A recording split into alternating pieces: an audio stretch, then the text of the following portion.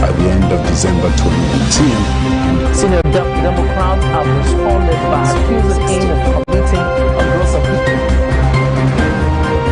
The All Progressives Congress has vowed to punish the Ogun State Governor, Ibikule Amosu.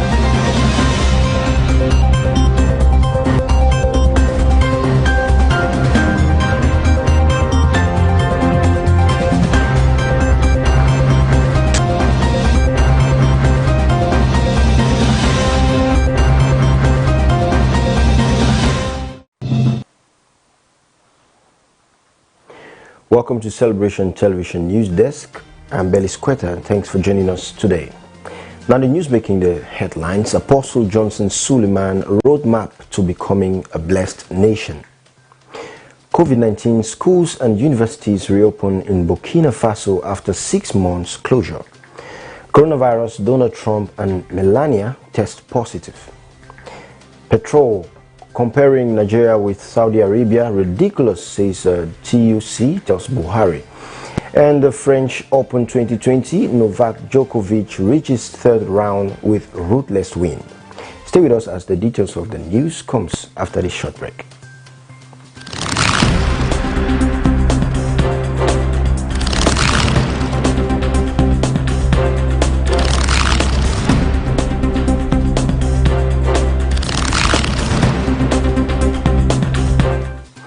Welcome back. Now the news in details. Apostle Johnson Suleiman roadmap to becoming a blessed nation.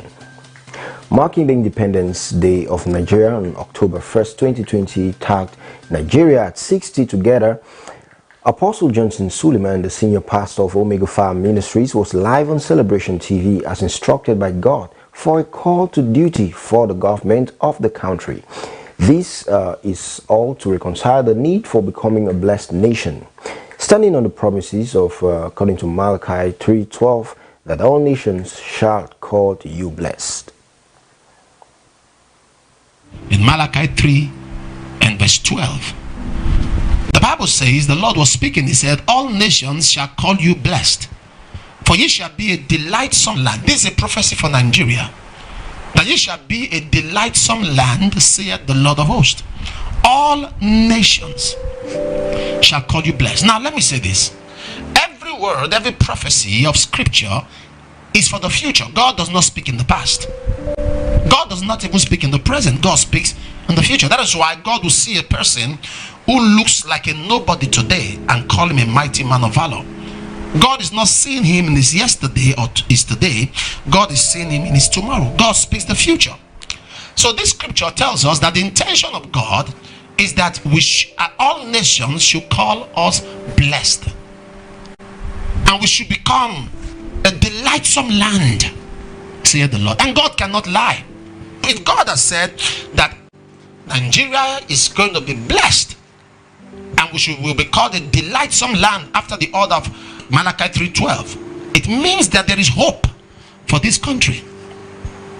A lot of people are saying, oh, if you go everywhere now what you hear is nothing to celebrate, nothing to celebrate. And I disagree with that. You are alive is enough reason to celebrate. Your life is enough reason to be happy. Your life is enough reason to glorify God. We may not have it so well with us, but we are still alive. We are breathing. Despite all the infectives of leadership hurled at us, we are still breathing. Despite all the insensitive and incompetent display of leadership, we are still alive and well. So that's enough to celebrate that we are living. And while speaking, the apostle said the country has only witnessed rulers and presidents except leaders, and clearly stated that a country cannot strive without effective leadership and legacy, which can be related to unison, transparency, and accountability. Apostle Johnson Suleiman outlined the achievements and failures the country has encountered in the areas of infrastructure, security, power, agriculture, education, healthcare, and job creation, amongst others. While poor economic growth, mismanagement of COVID-19 funds, naira devaluation, inflation, fuel hike, security challenges, electricity tariff increase, high rate of unemployment, and all amounted to the failures of the government. He didn't fail either to map out measures to curb the situation, highlighting the possible solutions. Also, he said, knowing fully well that hitting on the failures only will not be a fair judgment, he took it upon himself to emphasize on the fact that there has been achievements, but not commensurable with the failures of the country has encountered in the past 5 years of Muhammadu Buhari regime. The apostle frowned so much considering the bad state of the country at 60 and further emphasized on the need for leaders to consciously live for legacy.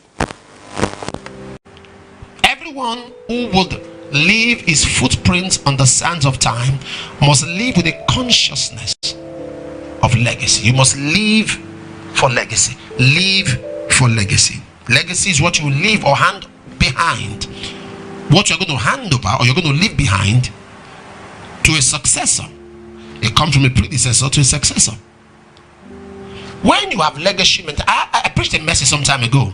If you die now, who would miss you? I preached it some time back. If you die now, who would miss you? If you leave this world today, what will you be remembered for? Every man is remembered for two things: for the problem he caused or the problems he solved. When you begin to live with this consciousness, everyone you meet, what is the impression you leave with them or in them? A songwriter said, if I can give somebody a reason to smile, then my living will not be in vain. So legacy is important. When Moses died, the Lord took him home. Joshua came and built on what Moses left behind. One of the problems we have in Nigeria, when every government comes into power, it destroys the structure of the previous administration and begins to build its own. It comes with a total new mindset. Rather than picking some of the things which are considered nice and good in the previous ones, we only see few governments who come to complete the project of the other government. Most governments who come into power are always anti the previous. They are anti the previous government. Moses left a legacy.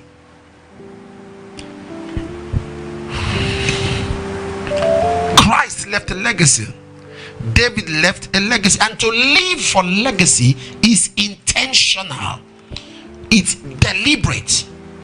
Living for legacy is deliberate, is intentional.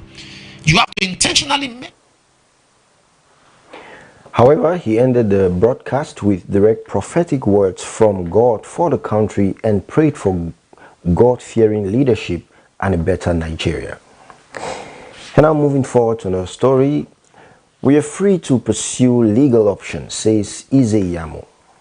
The candidate of the All Progressive Congress in the September 19 governorship election in Edo State, Pastor Osage Izeyamo, has said he and his party are at liberty to pursue any legal option they deem fit as long as the peace of the state is not threatened.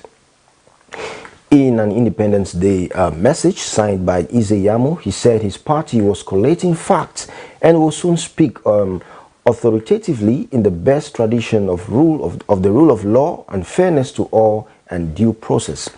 He said they will brief everyone all in good time and that time is near. But then the question is, after September 19, what next? They owe them an explanation on the way forward. Indeed, not a few have been bombarding them with this question. Well, they have kept quiet so far, not because they are bad losers, as some unfairly presume. It's rather because no matter the situation, they are staunch soldiers of the rule of law. In the course of their methodical approach, not a few deemed to have preempted their course of action and pleaded that they do not proceed to the court to challenge the election result. While that cannot be dismissed as an entirely bad plea, what he can say is that whatever actions they subsequently take will be rooted in due process and the rule of law. They will exercise every right available to them under the law, given the electoral facts at their disposal. And now from news coming from around Africa, COVID-19 schools and universities reopen in Burkina Faso after 6 months of closure. Schools and universities reopened in Burkina Faso on Thursday after being closed for more than 6 months due to the coronavirus pandemic. While year group due to sit exam resumed at the end of the last school year, most students have not set foot in a classroom since the 16th of March. The plan is to pick up where they left off, quickly finish the last year's course before starting this year's course. And they have until mid-November to complete this course, said the Wee Tonjing primary school teacher Marie Clarice Kabore.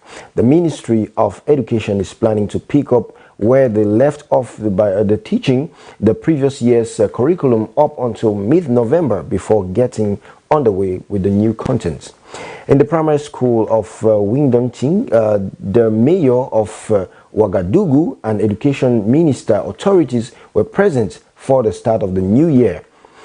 As marks were distributed to pupils and teachers to comply with the barrier measures, the school's reopening comes as no coronavirus case was reported in the country on Thursday. There have so far been just over 2,000 cases and over 50 deaths since the start of the outbreak in January. And still from around Africa, in Tunisia signs 10-year military deal with the United States. U.S. Defense Secretary Mark Esper signed a 10-year military cooperation deal with Tunis on Wednesday during the first stop on a regional tour, hailing U.S. and Tunisia collaboration over the conflict in neighboring Libya. The past decade has seen growing cooperation between the Pentagon and Tunisia, particularly on counter-terror training and securing the North African country's long border with Libya, where jihadist groups operate and world powers back rival sides in a complex war. They look forward to expanding this relationship to help Tunisia protect its maritime port and land borders, deter terrorism, and keep the corrosive efforts of autocratic regimes out of the country, Esper said in a speech after meeting President Kais Saied. Speaking at the cemetery in Carthage housing the remains of over 2,800 American soldiers, mostly killed in World War II, he warned of the worldwide threat posed by violent extremists. And Esper also accused the United States, rival China and Russia of continuing to intimidate and coerce their neighbors while expanding their authoritarian influence worldwide, including on this continent. I'll go on a short break right now, and we'll come back to get more updates from the United States of America.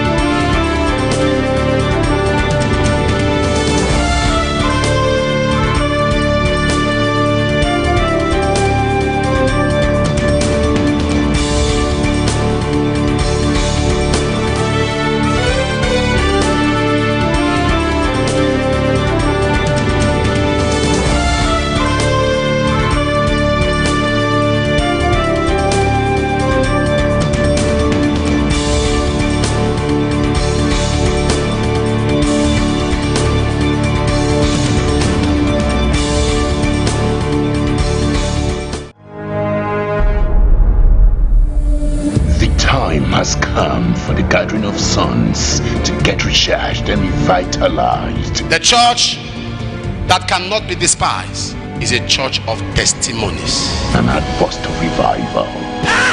Shagada. There's a revival! Let's take it. International Ministers Conference October edition. Testimonies are the trademark of God's mandate. Apostle Johnson and Dr. Lizzie Suleiman, 28th through 30th October 2020. Ministers without blemish. Time 8 a.m. and 3 p.m. GMT+1. Happening live at the International Worship Center, Omega Fire Ministries, Kilometer 132, Benin Okene Abuja Expressway, Auchi, Edo State, Nigeria. For inquiries, please call Ministers without blemish. Prepare for your next level.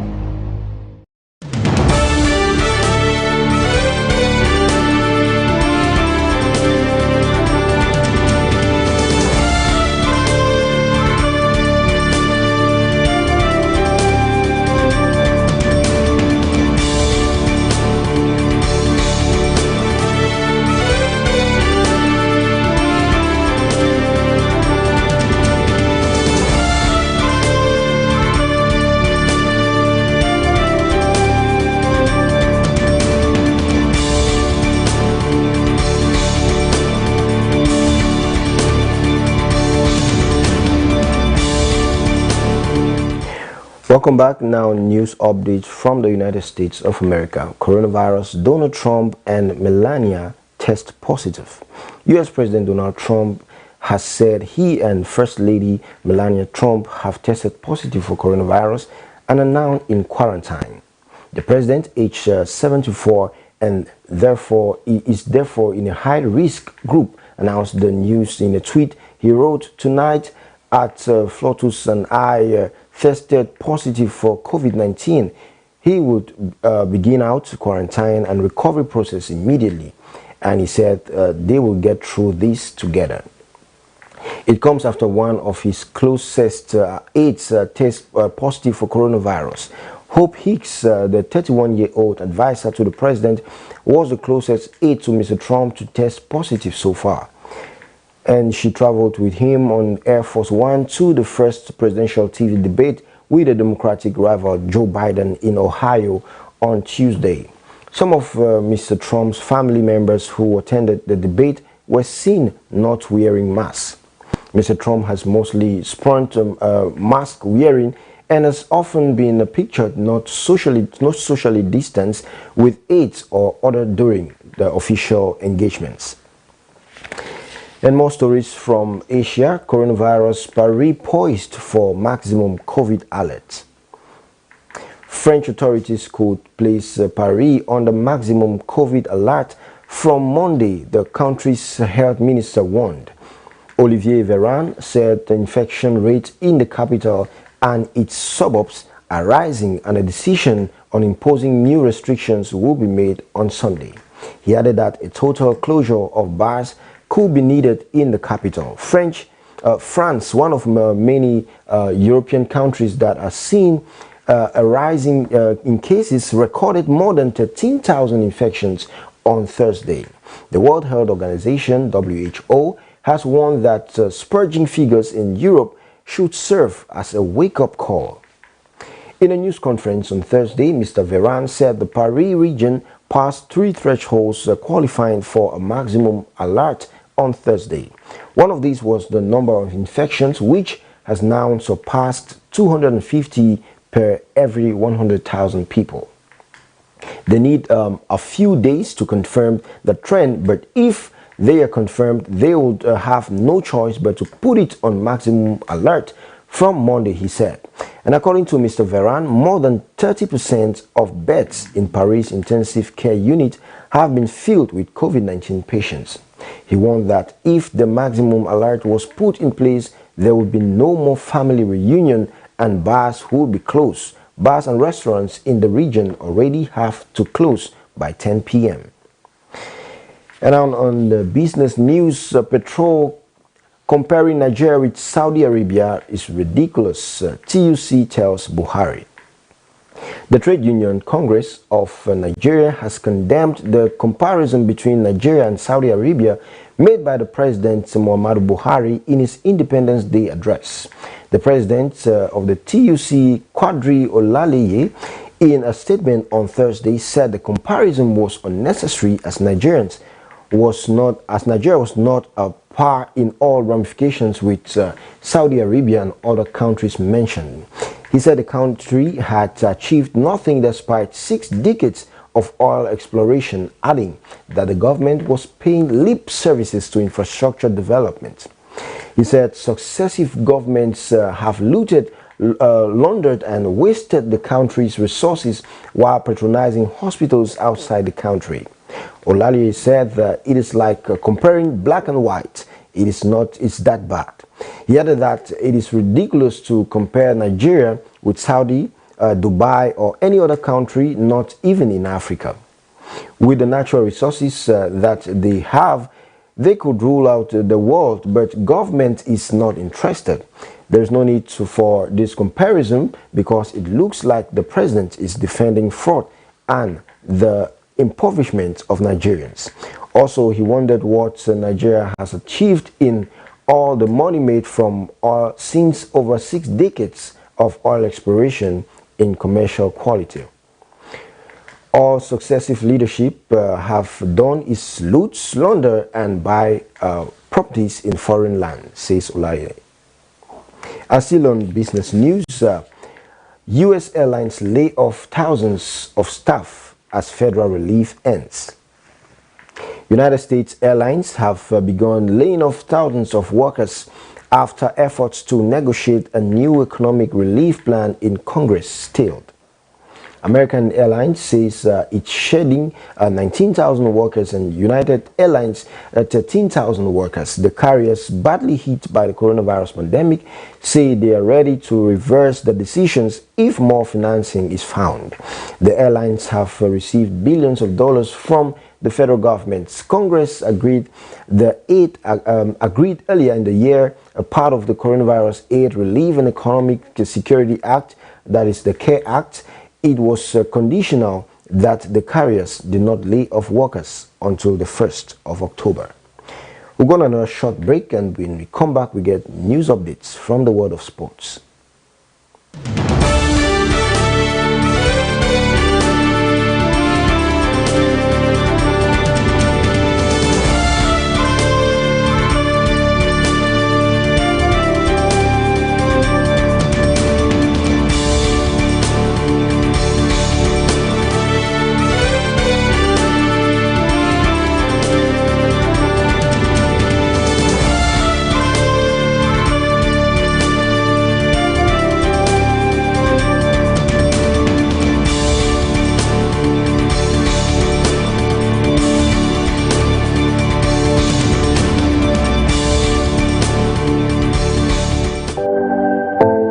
Wait is over. You can now connect to Celebration TV's official website, www.mycelebrationtv.com. Specially designed for your satisfaction, you get to access a lineup of inclusive contents and programs of Celebration TV. Get the latest updates and news stories from our news desk. Be kept abreast on infos about all outreaches and events of the Resurrection Apostle Johnson and Dr. Lizzie Suleiman. Watch Celebration TV on the go via our 24/7 live streaming service. With all these and more, we make your partnership with us as we take the gospel around the world way easier with just a click. Hurry now. Visit www.mycelebrationtv.com.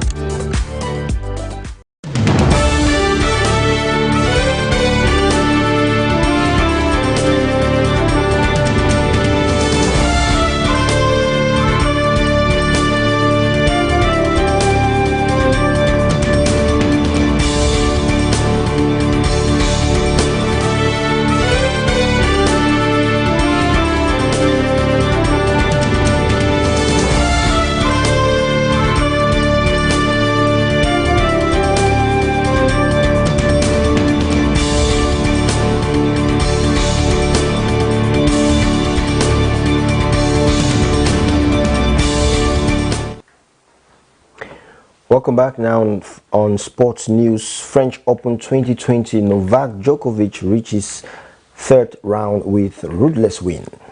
Novak Djokovic continued his dominant start to the French Open with a ruthless straight set win against Lithuanian world number 66 Ricardas Berankis in the second round. The world number 1 won 6-1, 6-2, 6-2, meaning he has lost just 10 games in his first 2 matches. Djokovic, 33 years, is one of the favorites to win the tournament and put together an almost flawless performance to triumph in 1 hour and 23 minutes.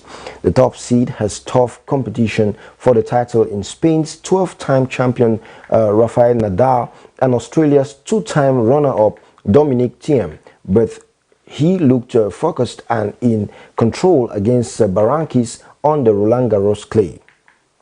After dropping just 5 games in his first round win against Sweden Michael Ymer, the Serb continued his bid for an 18th Grand Slam title in equally brutal fashion. Djokovic broke Berankis' serve in the first game of the match and went on to win the first set in 22 minutes. With the Lithuanian 30-year-old winning just 10 points, further 2 breaks helped Djokovic take the second set, and his level continued to rise even higher as Berankis struggled with a back injury. In total, the world number 1 served 10 aces, hit 25 winners, and won 95% of the points on his first serve to claim an easy victory. And on another sports story, UEFA awards Bayern Munich Robert Lewandowski wins Men's Player of the Year. Bayern Munich forward Robert Lewandowski has been named UEFA Men's Player of the Year 2019-2020. Polish striker Lewandowski, 32 years of age, beat Bayern teammates Manuel Neuer and Manchester City midfielder Kevin De Bruyne to the award.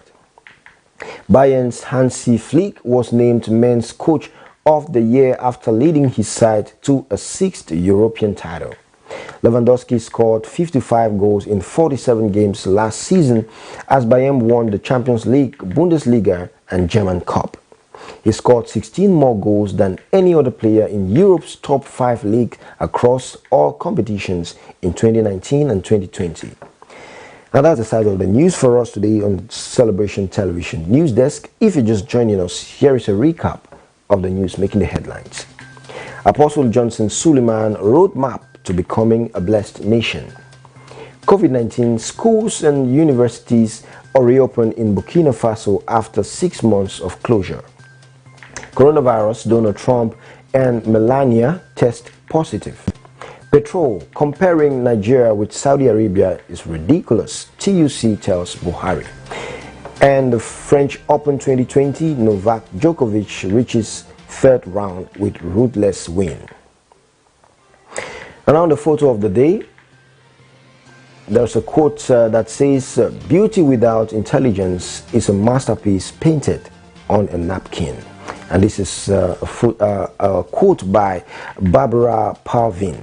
Beauty without intelligence is a masterpiece painted on a napkin. Tell us what you think about that quote for today, and you can discuss with us on our social media platforms. On Facebook, we are Celebration TV. On Instagram, we are My Celebration TV. On Twitter, we are at My Celebration TV. And on YouTube, it is Celebration TV. And never you forget that a continuous transformation of our society is a collective responsibility of all. No matter the office you hold, as a nation's president, a thought leader, an opinion molder, a character builder, a professional, as a person pursuing passion, you have a duty to give your all to making the society a better place for us and the generations to come. So, do well to play your parts and do it with all diligence. Thanks for watching the news on Celebration Television News Desk. I am Belly Squatter. Have a beautiful weekend.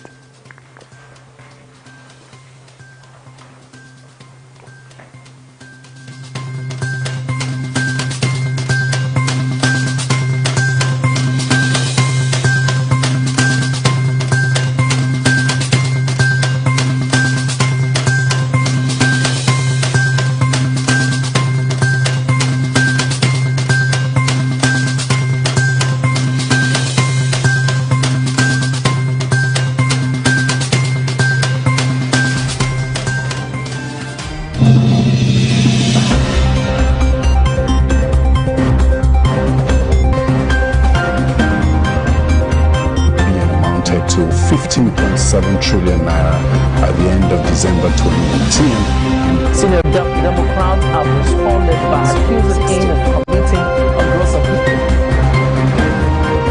The All Progressive Progressives Congress has vowed to punish the Ogun State Governor Ibikunle Amobi